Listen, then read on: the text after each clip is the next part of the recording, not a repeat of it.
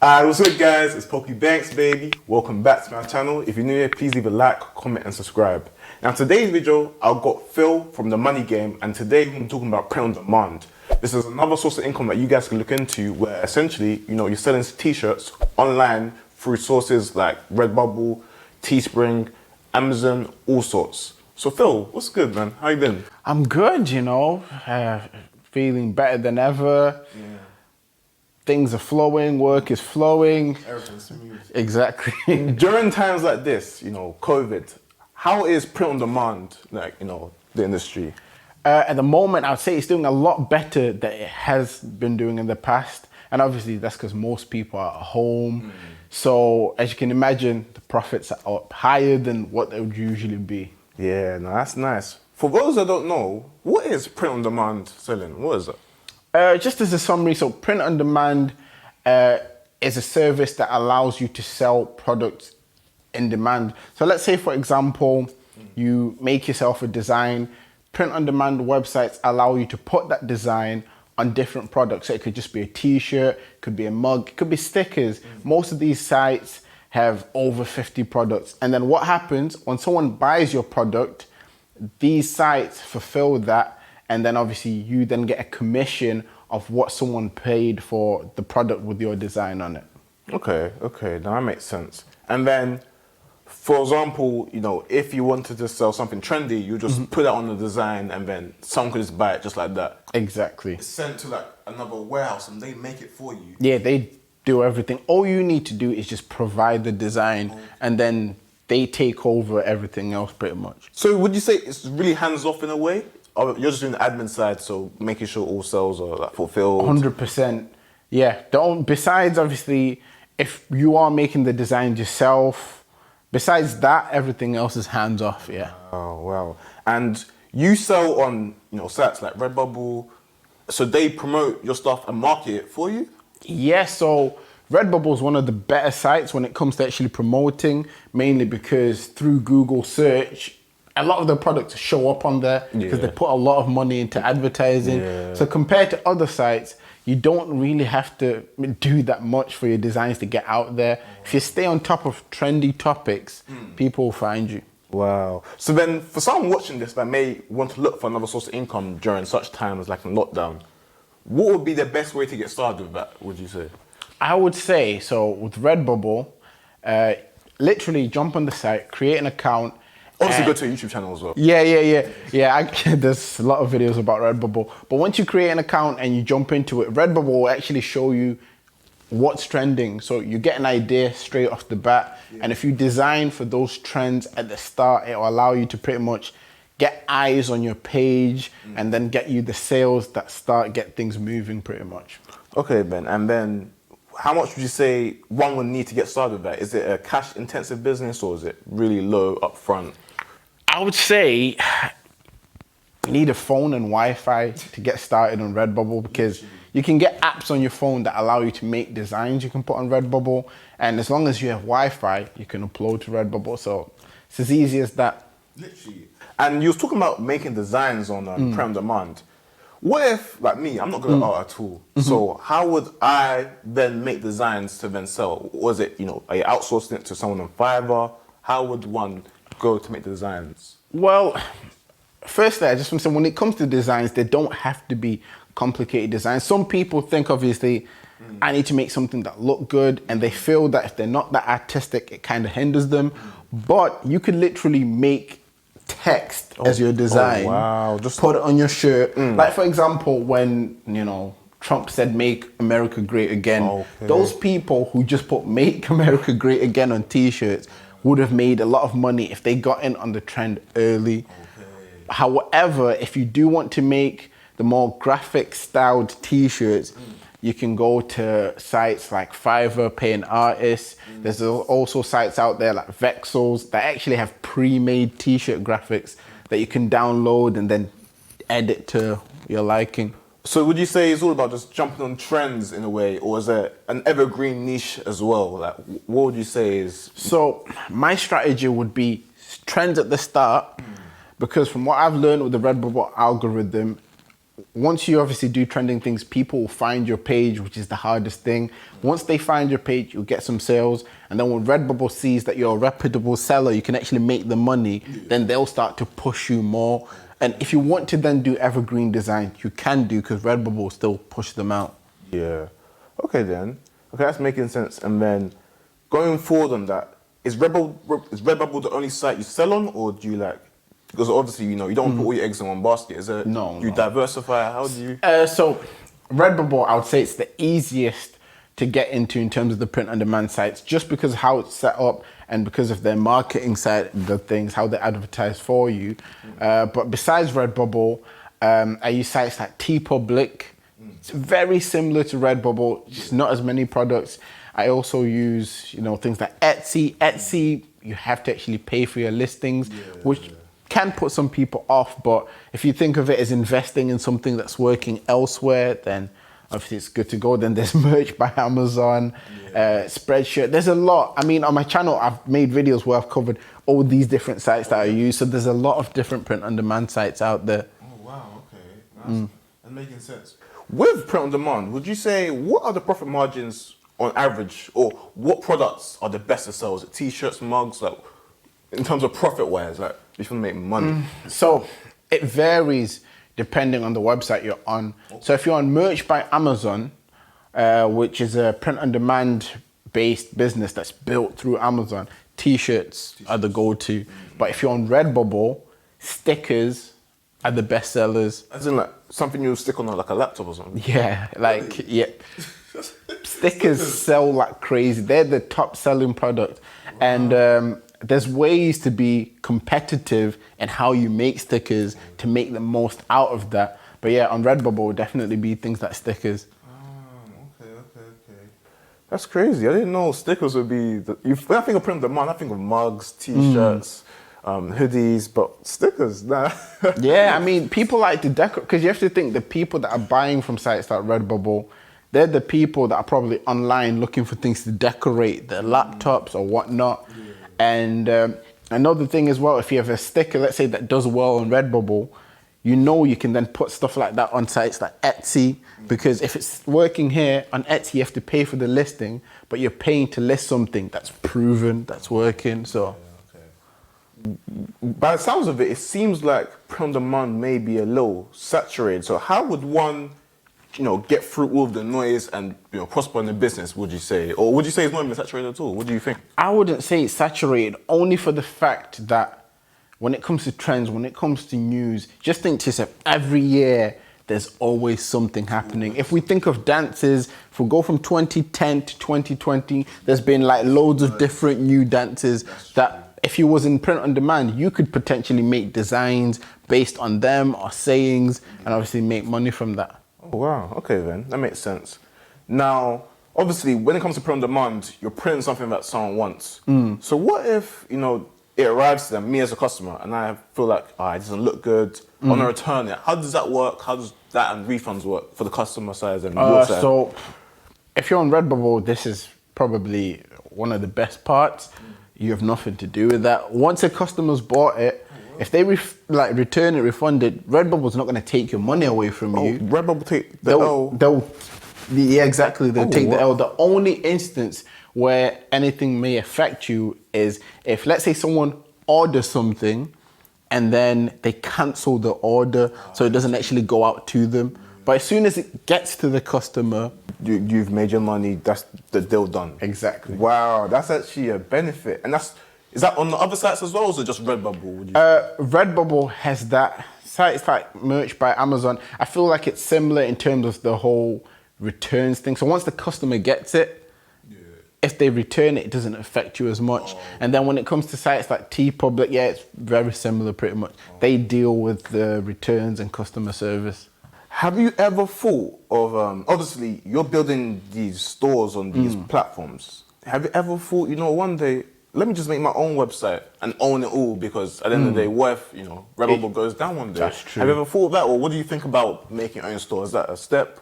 Or So I have thought about it, but the thing that kind of pulls me back in regards of doing that is the marketing side of things. Yeah, Redbubble sort it out. Exactly. They put so much money into their marketing that obviously people find them everywhere. They have retargeting ads. So if someone clicks on your product and then they go to Facebook, your product is going to follow them there. So that's true, and they sort that all out. So you might as well. What fees do they take for doing that? Because obviously that's a cost. So it's different. So let's say, for example, you sell a shirt at, let's call it £15. Off that £15, depending on the margins you put, on average, I would say you might get £4 to £5. Now they will take £10 mainly because the shirt is theirs. And then obviously they're handling customer service, delivery, all of these things. And then obviously you'd keep that £4. But if you think about it, that £4 has been made from nothing. From nothing. Literally from thin air. You're just chilling, like, you just get notifications and Exactly. email, all sorts. And obviously it's a volume game. So you're trying to sell, £4 may be little to you, but £4 times 1,000 sales. Exactly. There you go. Also, so in terms of the business, would you say there's any difficulties that you may have had when starting up that someone may, run into? Or I mean, the main problems for me was thinking that I could make designs and they'll just work. I would think to myself, oh yeah, I've got this funny idea. Let me make it into a design and then someone might buy it. That's a big problem because when it comes to Redbubble, not everyone's gonna think like you. You need to go off what's proven pretty much. I feel like that's even the same in all businesses, Yeah. I'll think, oh, this is a banging product. Like, how can no one not buy this? And then you show it to the marketplace and no one wants Exactly. it. So it's not what you like, but what the marketplace wants. Exactly. Would you say when first starting, from the day you maybe found out about Redbubble till when you made your first profit, how long was that period? What's the turnaround? Because in some other businesses, you may be grinding for months and you won't see a penny. But how would you say it's your film demand? I was lucky. I think it was roughly 2.5 weeks, but I started in Q4, so the fourth quarter around Christmas time. 2019 or 2020? 2019 it would have been, where people obviously were buying gifts and things like that for people. So it was a nice season. Yeah, so it became easier to get my first sale. But once again, I had to implement the whole trends and then obviously things started to take off. I mean, just learn as time goes on. Okay then, yeah, that makes sense. On Redbubble, do you have like multiple stores or do you have or do you have one big store that you just sell everything on? Like, how does it work in that sense? Right, so I have multiple stores and this is pretty much how I've gone about it. So my first store is a general store, so it will have different niches. And then from a general store, I would see which niches were selling very well. And then I would make smaller stores based on those niches that are doing well. So let's say, for example, I have a shop that has all these niches, but then the niche on dogs is doing well. I'd make a small shop that just covers dog designs to then make sure that I'm optimizing that niche to get returning customers pretty much. There's clearly like a demand there, so you might as well fill that demand. And then, yeah, okay then. That makes sense. And in terms of suppliers, is it easy getting suppliers on these sites? Or would you say, is it trial and error? Because do you ever order something to your own house to see what it looks like? Or you just... Well, in terms of Redbubble, like if you wanted to order your own product, you can do. You don't really have to worry about dealing with suppliers. Suppliers mainly come in play if you're using sites like Etsy, for example. So on Etsy, you have to use a middleman. So for those who know, sites like eBay, usually if you sell something on eBay, you have it, you send it, that's it. Etsy's the same. You usually have something, you send it, that's it. But if you want to make it more print on demand based, then you use sites that fulfill, like Printful, and it's easy to pretty much get set up through those sites. And the products are good as well. I've tested some of their products, like t-shirts, good quality. Oh wow, okay then. Now, with all of the money, you're making from print on demand, what do you do with it? I'm just asking just a personal question. Like, do you invest it? Do you have fun? Like, what do you? Personally, because like my channel states, TheMoneyGame, I pretty much think of it as a game. So the money that I make from this, I think to myself, how could I potentially take some of this money and increase it in other ways? So I do that through, like, I've been trying out trading through cryptocurrencies. Those who know of obviously Bitcoin, Ethereum, those sorts of things, I've been dipping into that. And then I also reinvest into what I'm doing. For example, I've got my shops, but I've got my YouTube channel, which teaches people. So I reinvest into equipment to improve that so I can get my message across better and that sort of thing. And also, some people may be watching this thinking, you know what, I like Phil. Where can I learn more in depth? I feel like he can take me there. Do you offer like anything to like help people get started or?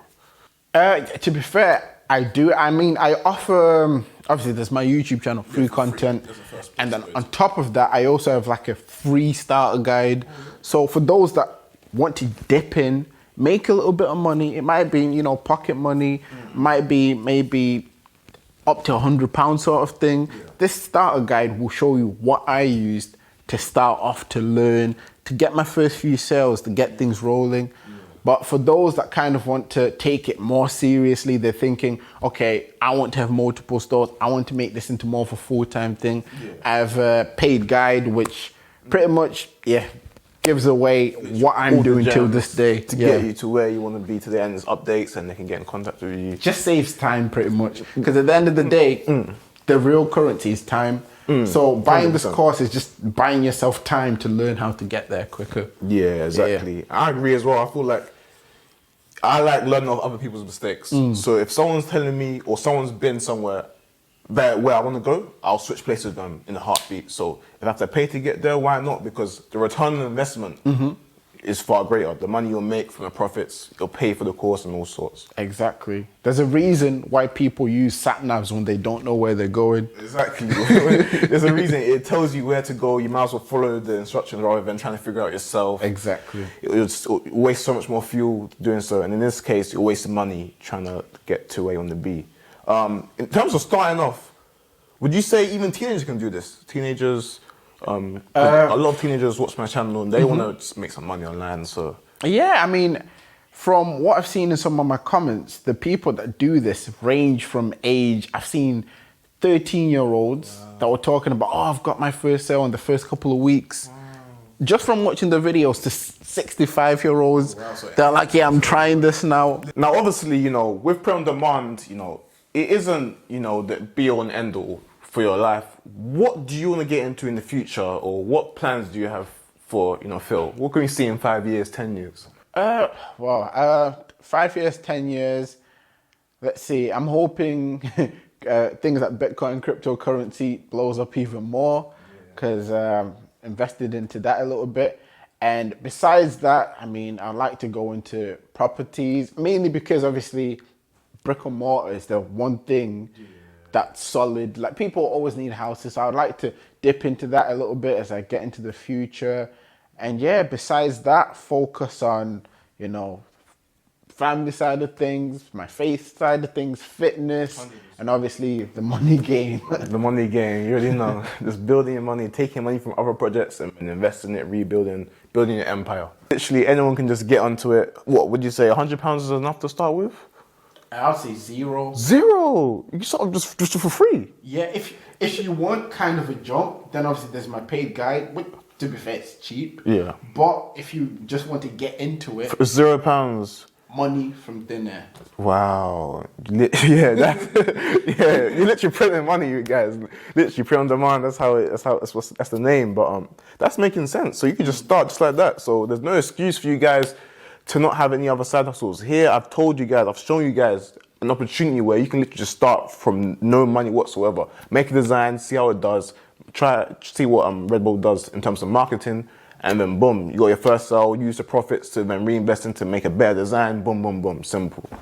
That's interesting. That's a side hustle for sure, definitely.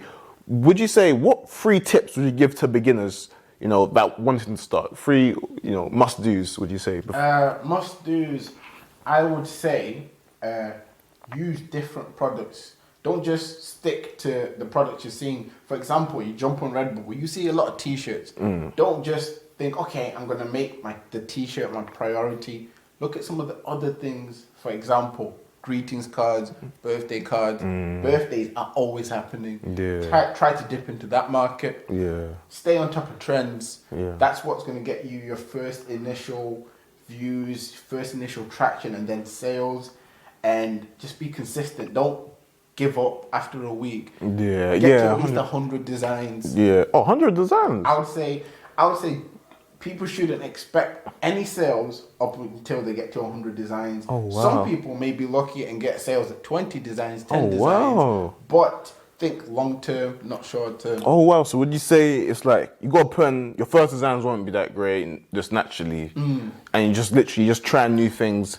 And that's what you say on a daily basis. You're just thinking like, you're running through, what can I sell next type of thing. Is that? Yeah. And then once you hit 100 designs, what happens, because through Redbubble, people can like a design. You can then look, okay, I've made 100, people have liked these 20 designs. Moving forward, I now make different versions or similar to these 20. Oh, so you're just honing in and you're just optimizing and refining and literally it just becomes just printing money. Exactly. The money game. That's great, man. But yo, you know what? I appreciate you coming on. I really appreciate it, man. Dropping some game on these guys. Again, guys, if you want to learn more, check out his channel. It'll be linked down below. It'll be on the screen, everything. Check out Phil from The Money Game. It's lit over there. Check out his channel. But you already know. Hope you guys enjoyed it. You already know. It's Poku Banks, baby.